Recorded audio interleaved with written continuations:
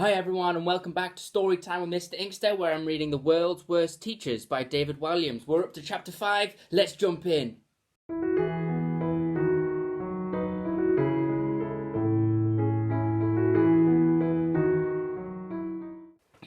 Alright then, chapter 5, Dr. Dread in the Chair of 1,000 Farts. This is a horror story. Do you dare to read on? No? Then turn to the next story. Yes, you have been warned. And don't blame me if you have nightmares. Dr. Dread was the most horrifying teacher who ever stalked the earth. He was half man and half monster. The science teacher revelled in his own horrifying appearance. He loved the fact that all of the kids at Grunge Hill were terrified of him. The man smirked to himself as they darted out of his way. Dr. Dread's face was permanently scrunched up like an angry walnut, holding a monocle in place. It looked as if he had just one beady eye, like a cyclops. He had long ginger sideburns, or mutton chops, creeping all the way down to his chin. Ginger hair exploded from his nose and ears like what? His nose was a wonderland of warts. He always wore the same white laboratory coat, except this white laboratory coat had not been white for centuries, as he never, ever washed it. It was so thick with grime and grease it was actually a deep shade of brown. There were so many stains on it that if you dipped it in boiling water you could have made soup. A soup that dinner lady Mrs. Splat might serve up more of her wickedness later in the book. It had egg, brown sauce, blood, cream cheese, custard, snot, spaghetti sauce, drool, marmalade and lard. Dr. Dread had sandals on his feet so he could show off his terrifying toes. They were a sight that would give you a fright, with their long claw-like nails, open sores and rancid foot cheese. When Dr. Dread marked your homework, it would be returned with all sorts of nasties stuck to it. Snot, drool, dandruff, nasal hair, fingernail grot, foot cheese, earwax, pus, a wart, a bit of broken tooth, something purple that, despite being sent to the laboratory for tests, no one knows what it was. So far, so monstrous, but I hadn't even told you about the most horrifying thing about Dr. Dread yet, his bottom burps. Pfft. He blew off all the time. His trumps were so frequent they might as well have been continuous. Pfft. There was less time when Dr. Dread wasn't passing wind than when he was. The slightest movement was enough to make the teacher release a poisonous gas. Sitting down, pfft. Getting up, pfft. Bending over, pfft. Straightening up, pfft. Coughing, pfft. Sneezing, pfft. Throwing, pfft. Catching, pfft. Scratching an itch, pfft. Breathing, pfft. Blinking, pfft. Thinking, pfft. Dr. Dread's parps were so strong that they were actually visible. A trail of bubbles followed him around the school. His chair in the science room was known as the chair of 1,000 farts, since Dread sat there for hours at a time, releasing cubic meter after cubic meter of bottom gas. The chair was highly toxic. Once, as a dare, a girl put her nose right up against the seat of the chair. Immediately she passed out and slumped onto the floor. Thud. When she couldn't be revived, an ambulance was called. Nino, Nino. The girl was rushed to the hospital, where she was kept in isolation ward for a week. Beep, beep, beep. Months later, the girl returned to school, but she was never the same again. During lessons, she just sat at the back of the class, staring forward, silently rocking, a look of unspeakable horror in her eyes. So, if one of the pupils in Dr. Dread's science class did anything wrong, he had the perfect punishment. He would make them sit in his chair of 1,000 farts. No, no, the child would cry. Not the chair of 1,000 farts. Anything but that. Dr. Dread would grin, baring his fangs. Yes, boy, come here, he would say, beckoning as he rose up out of his chair, of course leaving one last brown bubble behind him. Pfft. The child would then be led to the chair and ordered to sit. Reluctantly, they would. The entire class would look on as Dread's poor victim, feeling the bottom burp slowly engulf them. Ah! They would scream as Dr. Dread let out an evil cackle. Right, who else dares to talk in my lesson? There would be silence. One day a boy arrived at Grunge Hill who would become the teacher's greatest foe, a boy so gruesome he made Dr. Dread look like a beautiful princess. You might think that would be impossible, but you'd be wrong. That is because you've not met Bog. Bog was a boy who looked like he'd risen from a swamp rather than being born. No one knew if Bog was his real name or not, but it was certainly apt. Like a bog, he was damp and muddy. He had worms in his pockets, twigs and leaves in his hair, and moss growing out of his ears. When the boy walked, there would be a sound of squelching. Squelch, squelch, squelch. Not only was he gruesome to look at, but Bog was bad too. Immediately, he became known as the baddest boy in school. Bog never, ever did his homework. His excuse? I ate it. Which was true. When the teacher became angry, Bog would snort with laughter. Snort, snort, snort. He swiped all the loo rolls in every toilet in school. Then he wrapped the history teacher, Mr. Obsolete, in it while he was snoozing, so he looked like an Egyptian mummy. Zzz, zzz, zzz. Snort, snort, snort. Next he pinched books from the library and tore out all the pages to wipe his bottom, even though he never normally even wiped his bottom. Rip, rip, rip. Wipe, wipe, wipe. Snort, snort, snort. He put the wiggliest, waggliest worms inside the girls' shoes when they were outside playing netball. When they slipped their feet back into them, they were horrified. Ah, yuck, no! Snort, snort, snort. He let the air out of all the footballs and replaced it with his bottom burps. So every time someone kicked the ball, a stink would come out. Pfft, snort, snort, snort. He snotted on the floor just outside the boys' toilet until he created a big pool. Then he hid behind the lockers and watched as boy after boy slipped over on their bottoms. Slide, oof. Snort, snort, snort. He started a snowball fight with mashed potato in the dining hall. Bog made sure every kid got hit with a mash ball right in the face. Split, splat, splot. Snort, snort, snort. He nicked a pot of purple paint from the art room. Then he painted his bottom purple and covered the walls in bum prints.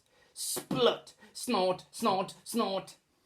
He dropped a slippery, slappery, slippery slug down the back of the head boy's shirt. Ugh! Snort, snort, snort. He tricked some youngster kids into swallowing live tadpoles by telling them they were yummy chocolate balls. Ugh! I want my mummy. Woo! Snort, snort, snort. However, Bog would save his absolute worst behaviour for his science lesson. He knew he'd met his match in Dr. Dread and was hell-bent on getting the better of him. If the boy was warned not to spill the bubbling liquid he was holding, as it would burn through the worktop, he would pour it straight onto it. Sizzle! If Bog was ordered not to stick the iron filings to his face to create a comedy beard, he would do it anyway. Ta-da! If Bog was told never to mix two acids together as they would cause an explosion, the boy would do just that. Kaboom! Bog! Dread barked one afternoon, spraying the entire class with his spittle. You are in deep, deep doo-doo. What have I done now, sir? Replied Bog with a smirk. Stuck this piece of paper to my back. Dr. Dread turned around, and on his lab coat was a sign that read, Beware, toxic gas. All the rest of the children in the classroom sniggered nervously. Hee. Quiet, boomed the teacher, and there was quiet. Dread continued, Bog, I have the perfect punishment for you, one that is guaranteed to reduce even the naughtiest of children to floods of tears. Bog, I command you, you must come and sit in my chair of 1,000 farts. As the teacher rose from his chair, all eyes in the science room turned to the back of the class. To the surprise of all the kids, Bog had a big fat grin on his face. Gladly, sir, the boy replied brightly. With that, he hopped off his stool and skidded to the front. Before Dread could order the boy to sit, he had already bounced down onto the chair. Squelch! Sighed Bog. His nostrils flared to savour the scent. like a cartoon child sniffing gravy in a television commercial. What a delicious aroma! Dr. Dread looked lost. "But boy, this is the dreaded chair of 1,000 farts!" he thundered. Bog's expression turned to one of quiet concentration. Then a trumpet sound came from his bottom. "Make that 1,001, sir!" "Hee!" sniggered the kids. "Silence!" thundered Dread. This only made them laugh some more. "Ha! I said silence!" It was too late. Dread had lost control of his classroom. "Get back to your place at once! At once!" he bellowed. The boy jumped up and with a spring in his step bounced back onto his stool. The teacher slumped back down to his chair of 1,001 farts, defeated. As if that wasn't bad enough, Dread began choking. Ugh! He seized his neck with his hands and retched Bog. That stink bomb Bog had left behind was absolutely lethal. It was far worse than his own bottom bubbles. In comparison, they smelled like the sweetest perfume. For your information, the sweetest perfume is, in fact, my own scent. A whiff of Walliams, 99p a gallon. Ding! The bell rang for the end of the lesson as a still choking Dr. Dread slid down onto the floor. Lying there in a pool of his own spittle, the once feared teacher was determined to do something, anything, to get revenge. So that night, when he returned home to his basement flat in the outskirts of town, the teacher limped straight down to his top-secret laboratory deep underground. There, by candlelight, he began devising a host of new punishments, each one far deadlier than the chair of 1,001 farts. Dread made mechanical drawings on his chalkboard and began collecting all of the ingredients he needed. Putting the end of the bendy straw into his ear, he sucked out all of the yellowy wax. Slurp! Next, he rolled it into balls. Then he placed the straw into his nostrils so he could extract every last drop of snot. Dread collected gallons of it, filling 3 old tin baths to the brim. The teacher worked through the night. By dawn, he'd finally finished and was ready to unleash these punishments on Bog. "Whoa-ha-ha," he cackled. Dread was determined to teach this blasted boy a lesson, once and for all. Ding! The bell rang for the first lesson of the day, and for Bog, it was science. Dread smirked as the boy squelched his way into the classroom. Squelch, squelch, squelch. Little did he know what was coming to him. However, Bog had a plan of his own. Under his desk at the back of the classroom, he began secretly mixing together some of the gloopiest chemicals in a pot. The boy wanted to make the stickiest, gunkiest gunk, so he could glue his teacher to his own chair. He would be stuck to the chair of 1,001 farts forever. Little did he know what was coming to him. With his beady eye, Dread spotted his nemesis was up to no good. Perfect! Now he could begin unleashing his torrent of evil punishments on the boy. "Not paying attention again, Bog?" demanded Dread from the front of the class. "What, sir?" replied Bog as he tried to hide what he was doing. He didn't want to spoil the surprise. "Exactly," muttered the teacher, a ghoulish grin spreading across his face. "Come here!" He beckoned with his long, thin finger. Immediately the boy hid the pot of gunk in his blazer pocket and squelched his way to the front of the class. Squelch, squelch, squelch. All the other children stopped what they were doing and stared. What was the world's worst teacher going to do with the world's worst child? "Here, boy," said the teacher, holding up a paper bag. "Because you have not been listening again, you must eat one of these jellies from my bag of doom." Bog peered down into the bag at a collection of sad-looking soft and shiny sweets. "Bag of doom? What are they made of?" asked the boy suspiciously.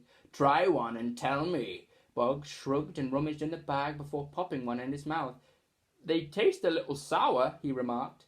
"That's because, Bog," began Dread, "they are made of my own earwax." Ugh! All the kids in the class were repulsed. Not Bog. He began rummaging in the bag and popped another in his mouth. Scrumptious! Then he helped himself to a handful that he stuffed into his trouser pocket. "I'll have those later as a snack." The teacher thumped his desk in frustration. Thud. Still, Dread had plenty more punishments planned. "No matter, boy," he growled. "Go and stand in the corner." Bog did as he was told. "I do hope it doesn't snow," announced the teacher. "Snow? Inside, sir?" "Yes, inside, as you came face to face with the bucket of misfortune." The man pulled a cord on the wall, which emptied a rusty old bucket concealed overhead. A blizzard swirled from above. Whirr! In no time the boy was completely covered from head to toe in flecks of white. He looked like the abominable snowman, another name for the Yeti. Many believe this rarely spotted ape-like mountain creature is made up, but I once saw him buying a tin of baked beans in my local supermarket. Now I wish I had asked for a selfie. "I love snow, sir," exclaimed Bog. He stuck out his tongue to sample some. "It doesn't taste like snow, though." "That is because it is made from my own dandruff." "Yuck!" went all the kids in the class. "Oh, good. I need some spare dandruff. I had all but run out." With that, Bog began picking up handfuls of the stuff and pouring it all over his head and shoulders. "Fantastic! Thank you, sir." The teacher stamped his foot in frustration. "Stomp, stomp, stomp! If the bag of doom and the bucket of misfortune have not brought you to your knees, then this certainly will. It is the hose of horror."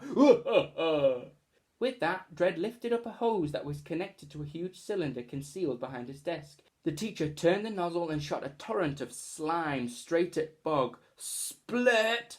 In seconds, the boy was covered from head to toe in greeny, browny, yellowy sludge. It was mainly snot, but goodness knows what else the bad doctor had added to the mix. All the kids screamed and leaped up from their desks in disgust. Ugh!